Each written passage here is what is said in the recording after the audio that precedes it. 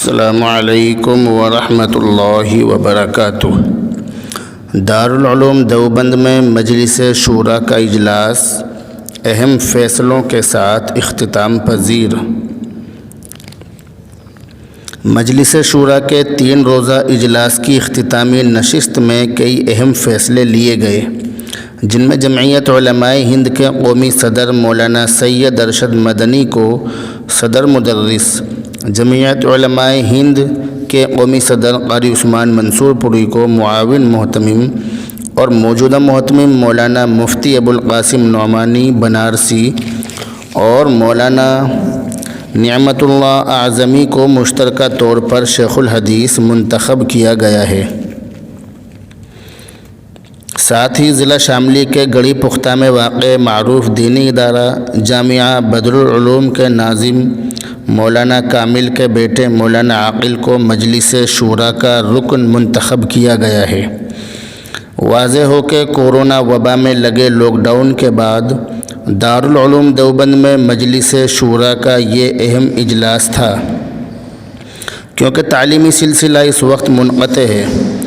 اس وجہ سے انتظامی امور پر ہی فیصلے ہوں گے، اس جانب لوگوں کی نگاہیں لگی ہوئی تھی۔ اس درمیان میں مجلس شورا کے اہم رکن مولانا متین الحق اسامہ قاسمی کے انتقال کے بعد رکن شورا کا انتخاب بھی ہونا تھا، اور اندازہ یہ تھا کہ اس بار کسی اہم شخصیت کا انتخاب عمل میں آئے گا، تاکہ دارالعلوم دیوبند کے نظم و نسق کو مزید بہتر بنایا جا سکے۔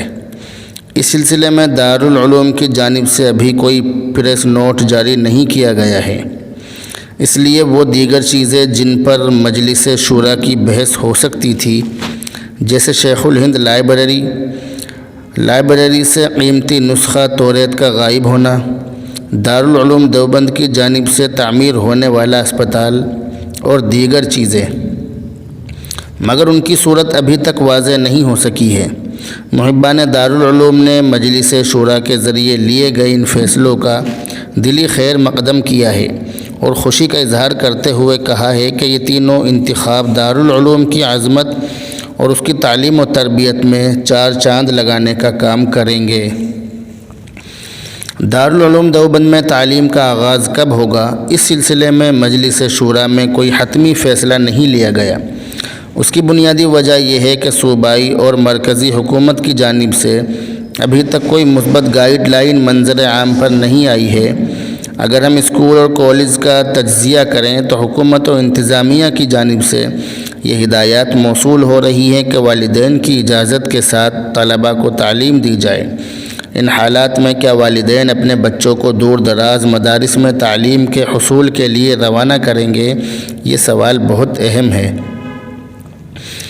اسی لیے مجلس شورا نے اس پر کوئی حتمی فیصلہ نہیں لیا اور حکومت کی واضح گائیڈ لائن آنے تک وہ منتظر ہیں اور تعلیم کو منقطع رکھا گیا ہے۔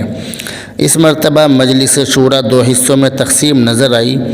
ایک گروپ ایسا تھا جو مولانا سید ارشد مدنی کو صدر مدرس کے عہدے پر دیکھنا چاہتا تھا، اور دوسرا گروپ جمعیت علماء ہند کے ناظم عمومی مولانا سید محمود اسعد مدنی کو بحیثیت مجلس شورا رکن دیکھنے کا خواہش مند تھا۔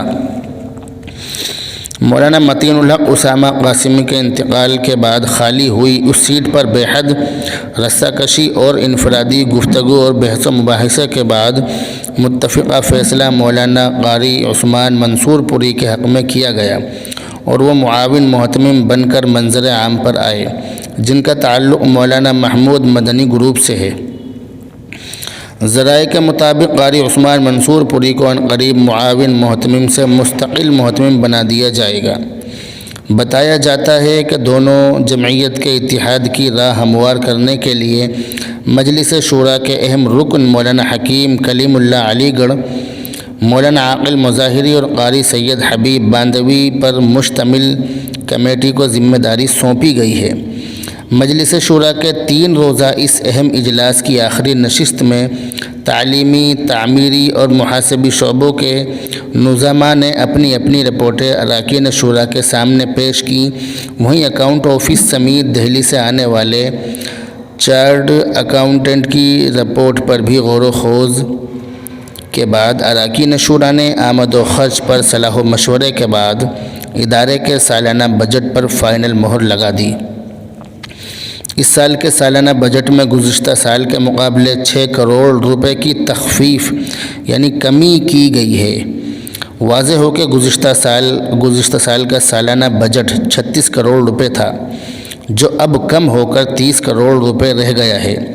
مجلس شورا کی آخری نشست میں ادارے کے محتمم مولانا مفتی ابوالقاسم نعمانی بنارسی، مولانا بدر الدین اجمل، مولانا شفیق، مولانا عبدالعلیم فاروقی، مولانا اسماعیل مالی گاؤں، مولانا انوار الرحمن بجنور، حکیم کلیم اللہ علی گڑھ، مولانا رحمت اللہ کشمیری، مولانا محمود حسن راجستھان، مولانا نظام الدین خاموش، مولانا عاقل مظاہری، سید انظر حسین میاں دیوبندی، ملک محمد ابراہیم، مولانا غلام رسول استانوی اور سید حبیب احمد شریک تھے۔